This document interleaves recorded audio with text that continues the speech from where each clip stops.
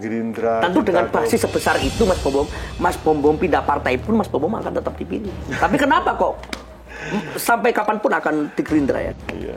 Sampai kapan di legislatif nggak pengen nyoba di yang lain misal?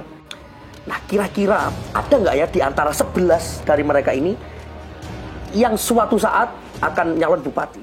Woi. Karena saya itu ketua umum Badar juga Mas Iko. Iya benar, Badar. Masdar, gitu. Yang ketua umum Barisan Muda Masdar yang loyalis ke keluarga Masdar seperti itu. Jadi kalau teman-teman fraksi nanti ada yang nyalon dan mungkin bisa berlawanan dengan keluarga Masdar, belum tentu juga saya ada di sana. Iya. Selama saya itu ditugasi oleh Bunda, saya tidak pernah menyampaikan kendala-kendala itu ke Bunda. Ya, saya tampung sendiri, kalau saya masih bisa, saya atasi sendiri, seperti itu Mas Iko. Kalau kendala di pilkada kemarin Mas Iko, kalau diceritain sampean sendiri nggak akan habis, meskipun 5 jam nggak habis. Terlalu bahaya untuk disampaikan terlalu bahaya juga. Kalau direkam ya. Ya. Oke. Mas Bobom, 1-2 pertanyaan lagi. Mas Bobom sampai kapanpun ada di Gerindra ya Mas? Secinta itu dengan Gerindra, meskipun nggak ada Prabowo mungkin. Ketika Pak Prabowo mungkin sudah sepuh, udah pensiun. Iya, kalau di Gerindra mungkin saya itu memang cinta ke partai, cinta ke Gerindra. Tentu dengan basis sebesar itu Mas Bom pindah partai pun Mas Bom akan tetap dipilih. Tapi kenapa kok sampai kapanpun akan di Gerindra ya? Iya, kalau ngomong basis suara, mungkin kemarin kalau saya itu bukan di partai Gerindra di 2013 misalkan. 2014 itu saya nyalon itu saya ada di urutan ketiga suara terbanyak di Dapil 5 waktu itu. Saya gagal dan yang lain ada beberapa dewan yang jadi itu ada di bawah saya suaranya. Tapi ngomong masalah kecintaan di Gerindra, mungkin saya kalau seandainya saya ditakdirkan nanti sudah nggak di kepartaian, ya saya kepengennya ya pensiunnya di Gerindra. Berhenti berkarir di politik, masuk partainya di Gerindra, ya di Gerindra. Memutuskan untuk tidak masuk di politik di partai lagi, ya di Gerindra. Luar biasa. Mas Bobom, 1 pertanyaan. Iya. Sampai kapan di legislatif nggak pengen nyoba di yang lain misal? Pilkada, entah itu tahun berapa. Kepikiran nggak Mas Bom dengan basis massa yang besar, wilayah utara, anak muda di wilayah utara begitu? Kalau ngomongin pilkada nggak kepikiran sih Mas Iko. Masih belum kepikiran? Nggak kepikiran. Tapi ada keinginan Mas Bom? Sampai detik ini nggak ada. Nggak ada keinginan, apalagi mau nyalon di bupati, wakil bupati itu sampai detik ini tidak ada kepikiran untuk mempersiapkan diri ataupun sebagainya, memang tidak ada Mas Iko. Mungkin kalau di DPRD mungkin belum tahu juga apa 1 periode lagi ataupun 2 periode lagi, belum tahu itu Mas Iko. Begini, seorang Bom kalau nggak jadi DPR, Anda ini 2019 nggak lolos, 2024 nggak jadi, berarti sekarang ini saya menjumpai Bom itu yang akan seperti apa?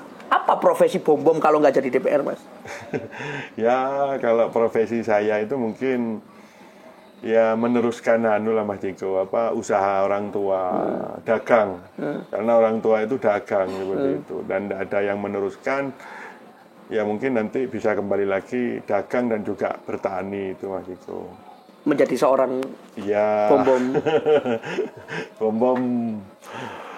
Bom kembali ke setelan awal lah istilahnya. Setelan pabrik. Oke. Terima kasih Mas Bom. Luar biasa. Satu pertanyaan lagi sebenarnya Bom. Ini menarik nih. Berarti tetap nggak ada keinginan untuk kemana-mana ya sudah ya. Tetap tumak nina masih di DPR. Ini sebentar. Andai Bunda benar-benar pensiun nih. kan dari 11 kader Gerindra ini kan sudah jagoan di masing-masing daerah ya Mas ya. Ya. Nah kira-kira ada nggak ya di antara 11 dari mereka ini yang suatu saat akan nyalon bupati? Woi seru ya. Iya. Ada nggak ya? Saya kurang anu juga itu Mas Jiko. Kalau melihat dari teman-teman itu mungkin ya yang punya keinginan, saya tidak bisa membaca itu Mas Jiko. Cuma Sepolos itu Mas Bombong nggak bisa membaca siapakah yang mungkin ada intrik-intriknya lebih nih. ya mungkin ada lah, mungkin ada satu atau dua yang mungkin kalau bacaan saya itu benar, mungkin adalah dari 10 kalau 11 teman saya tinggal 10 ya. Itu mungkin ada lah Mas Diko. Tapi saya tidak bisa menyebutkan, itu cuma Iya, mungkin preferensi ini aja ya. teman saya yang ini mungkin ada kemauan ataupun apa, itu ya ada lah Mas Diko, ada. Itu bacaan saya, semoga aja bacaan saya itu benar. Nah kenapa saya perlu tanya ini, karena kalau sampai 11-11-nya ini nggak ada yang nyalon, wah ini kader Gerindra bisa kasihan ya ketika Bunda udah pensiun, maka siapa yang terusin? Tapi Mas Bombom yakin ada yang terusin ya perjuangan Bunda ini ya? Iya, semoga aja ada. Oke. Semoga aja ada. Dan bisa membawa Gerindra dan Lumajang khususnya lebih baik lagi. Karena tapi juga kembali lagi Mas Diko, kalau mau mendukung mati-matian juga gimana ya? Karena saya itu Ketua Umum Badar juga Mas Diko, Iya, benar, Badar. Masdar gitu. Yang Ketua Umum Barisan Muda Masdar yang loyalis ke keluarga Masdar seperti itu. Jadi kalau teman-teman fraksi nanti ada yang nyalon dan mungkin bisa berlawanan dengan keluarga Masdar, belum tentu juga saya ada di sana. Seperti ini itu. menarik nih. Tadi belum kita singgung ya Mas ya. Apa yang membuat Badar ini sesolid ini ya Mas ya? Ya, Badar itu sebuah organisasi yang mungkin lahir di ajang politik. Maksud itu eranya Pak Sarojat ya? Eranya Pak Sarojat almarhum tahun 2008 itu Mas Diko, digagas oleh pendiri kita mungkin Mas Samsul. Iya, sekarang Pak Camat Kedung Jajang. Pak Camat Kedung Jajang dan Mas Dedi. Setelah itu saya ini di